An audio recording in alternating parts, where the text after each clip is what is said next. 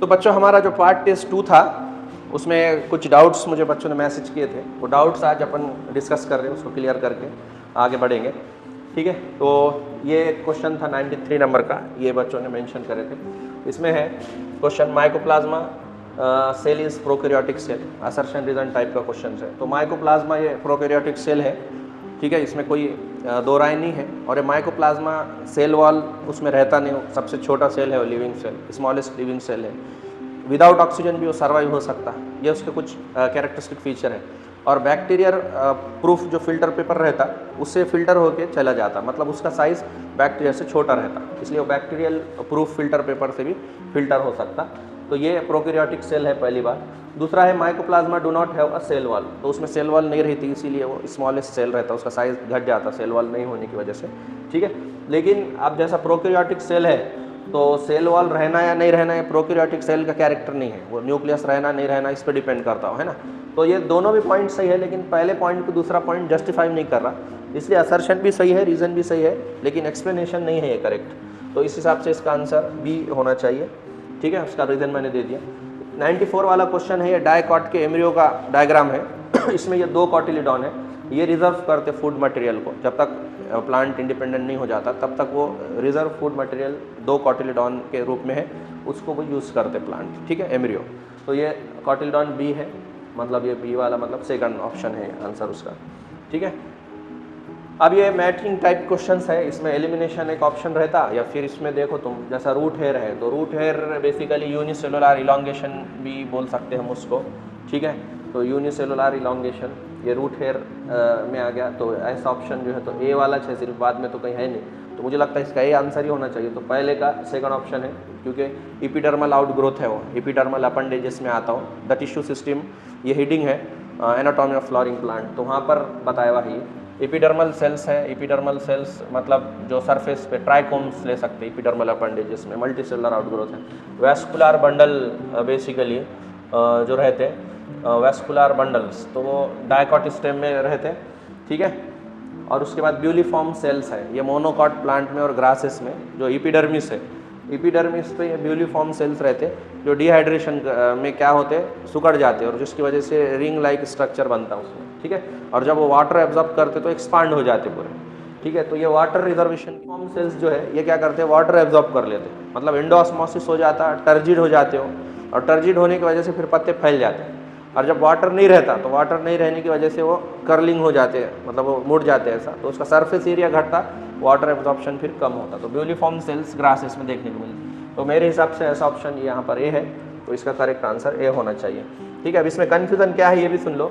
जैसा root hair है, जो है रूट हेयर है तो यूनिसेलुलर इलॉन्गेशन के तौर पे हम देख सकते हैं। ठीक है, और एपिडर्मल सेल्स है तो एपिडर्मल सेल्स ही चाहिए रूट हेयर भी, लेकिन यहाँ पे एपिडर्मल सेल्स के लिए ट्राइकोम्स भी हो सकता और यूनिसेलुलर इलॉन्गेशन भी हो सकता, लेकिन यहाँ पे सेल्स बोला, एस लगा दिया, तो यहाँ पे फिर क्या होगा, ट्राइकोम्स आ गया, क्योंकि ट्राइकोम्स क्या है, मल्टी सेलुलर आउटग्रोथ है। ठीक है, और root hair basically unicellular outgrowth है। ठीक है, तो ये बात यहाँ पर है। पूछ रहा हो identify the part of the seed from the given figure which is distinct to form shoot when the seed germinates, मतलब शूट सिस्टम कौन देता बोल रहा हूँ। तो यहाँ पे प्लूम्यूल का पार्ट है सेकंड नंबर का, तो ये शूट सिस्टम देता। ठीक है, रेडिकल्स जो रहते ये रूट सिस्टम देते, पोलियोराइजा। ठीक है, तो इस तरीके से बाकी ये मोनोकॉट का सीड है। उसके बाद endarch condition of the xylem is commonly observed in, तो इंडार्च क्या रहता पहले ये मालूम होना जरूरी है। तो 2 टाइप के प्राइमरी जाइलम रहते हैं। जाइलम के 2 टाइप है, जाइलम ये वैस्कुलर बंडल है, इसके 2 टाइप है, प्राइमरी जाइलम है और सेकेंडरी जाइलम है। प्राइमरी जाइलम मतलब जो प्राइमरी मेरिस्टेमेटिक टिश्यू से डेवलप होता है। प्राइमरी जाइलम में भी जो फर्स्ट फॉर्म प्राइमरी जाइलम है, फर्स्ट फॉर्म प्राइमरी जाइलम, यानी कि जो प्राइमरी जाइलम पहले बनते वो, और बाद में जो बनते सेकंड फॉर्म प्राइमरी जाइलम, ये एक कैटेगरी है। तो फर्स्ट फॉर्म प्राइमरी जाइलम जो है इसको हम बोलते हैं प्रोटोजाइलम, और जो सेकंडली फॉर्म प्राइमरी जाइलम है इसको मेटाजाइलम बोलते हैं। ठीक है, ये पहली बात याद रखो। तो पता क्या चला, प्रोटोजाइलम और मेटाजाइलम दोनों भी प्राइमरी जाइलम के ही टाइप है।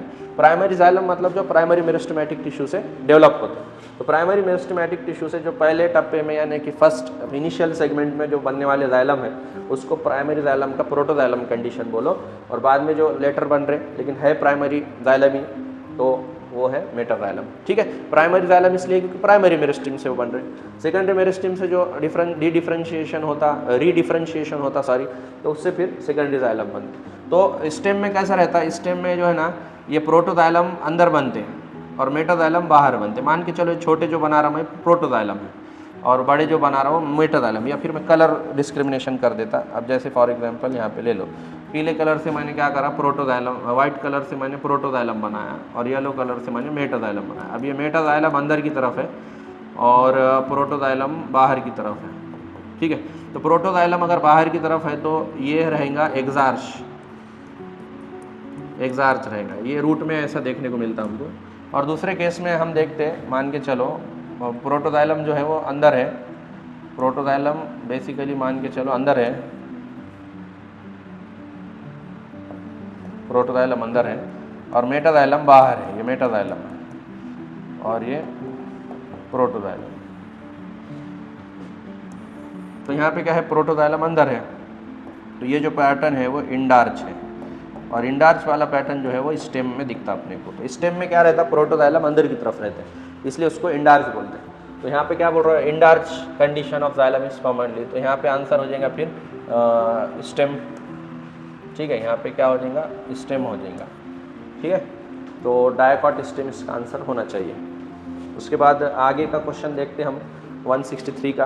तो 163 क्वेश्चन में ये एंजाइम के प्रोसेस को शो कर रहा है। ये क्यू वाला जो है ये एनर्जी ऑफ एक्टिवेशन है ये बेसिकली। ठीक है, ये क्यू वाले को हम बोल सकते हैं energy of activation, energy of activation. तो क्या होता, एंजाइम अगर प्रेजेंट है ये भी एनर्जी ऑफ एक्टिवेशन ही है।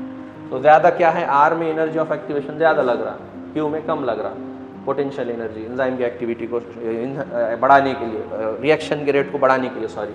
तो यहाँ पे क्या हो रहा है, आसानी से रिएक्शन हो रही है, एनर्जी कम लग रही है। तो एनर्जी कम लग रही मतलब ये क्यू वाला जो ऑप्शन है वो energy of activation with enzyme है, इसलिए कम एनर्जी लग रही है उसको एक्टिव होने के लिए, तो ज़्यादा अच्छे से रिएक्शन हो जाएंगी। एक्सोथर्मिक रिएक्शन है, सबस्ट्रेट में और प्रोडक्ट में क्या है, एनर्जी लेवल में फ़र्क है। यहाँ पे सबस्ट्रेट में ज़्यादा एनर्जी है, प्रोडक्ट में कम है, तो एनर्जी रिलीज हो रही, तो एक्सोथर्मिक रिएक्शन है। तो क्यू क्या है, Q is the energy of activation, Q is activation energy with enzyme, ये बात सही है। ठीक है, तो यहाँ पर ये एक ऑप्शन है आर के लिए कि R is activation energy with enzyme, नहीं गलत, आर इज विथ फैक्टर। तो इसका ऑप्शन मेरे हिसाब से जो है, तो यहाँ पे सी ऑप्शन यानी कि 3 नंबर का आंसर होना चाहिए, क्योंकि क्या हो रहा है यहाँ पे एनर्जी कम लग रही, तो एनर्जी ऑफ एक्टिवेशन कम लगेंगे तो वहाँ पे एंजाइम की वजह से वो कम होती है, तो विथ एंजाइम वो ऑप्शन ज़्यादा परफेक्ट है 3। उसके बाद यहाँ पे देखो ये जो है यहाँ पे एक्स एक्सिस और वाई एक्सिस का पूछ रहा हो, curve given below shows enzymatic activity relation to 3 condition pH, temperature, substrate concentration, identify the correct response of the 2 axis. तो यहाँ पे क्या हो रहा, यहाँ पे ये जो पॉइंट है ये एक्स एक्सिस पे, तो मेरे हिसाब से कॉन्सेंट्रेशन ऑफ सबस्ट्रेट है और यहाँ पे जो है ना वेलोसिटी ऑफ रिएक्शन है।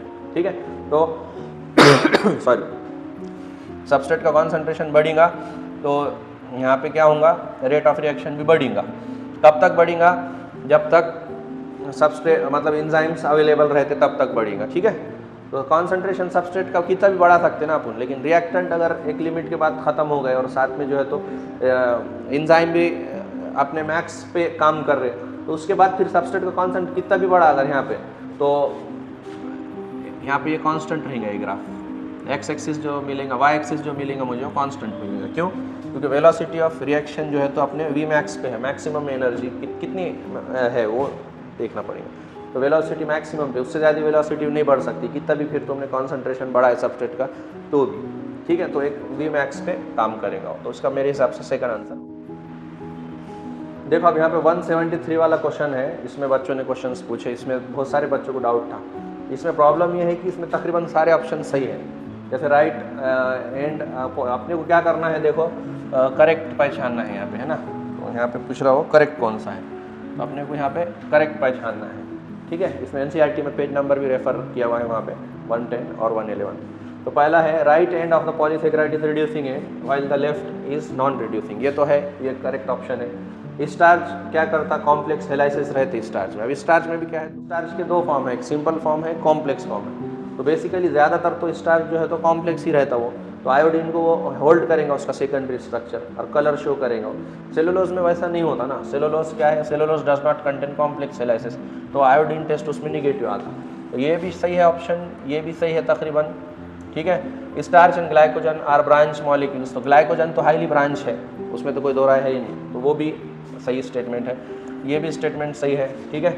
Inulin is the polymer of fructose, तो ये भी स्टेटमेंट सही है। मतलब तकरीबन सारे स्टेटमेंट सही है, उस हिसाब से तो सारे आंसर्स होना चाहिए, लेकिन ज़्यादातर करेक्ट आंसर प्रोबेबली यहाँ पर सेलुलोज की और ये वाली, और ये भी सही ऑप्शन है, ऑलमोस्ट इसमें सही ऑप्शन है, तो कंफ्यूज नहीं होना है। टेक्निकली क्वेश्चन जो है तो थोड़ा सा जो है तो पूरा क्लियरिफाई नहीं किया, उसमें क्लियर नहीं है क्वेश्चन, तो कंफ्यूज नहीं होना। ये क्वेश्चन है लास्ट वाला, identify the statement is not correct, मतलब रॉन्ग स्टेटमेंट कौन सी है, डाइकॉट के हिसाब से देखना है।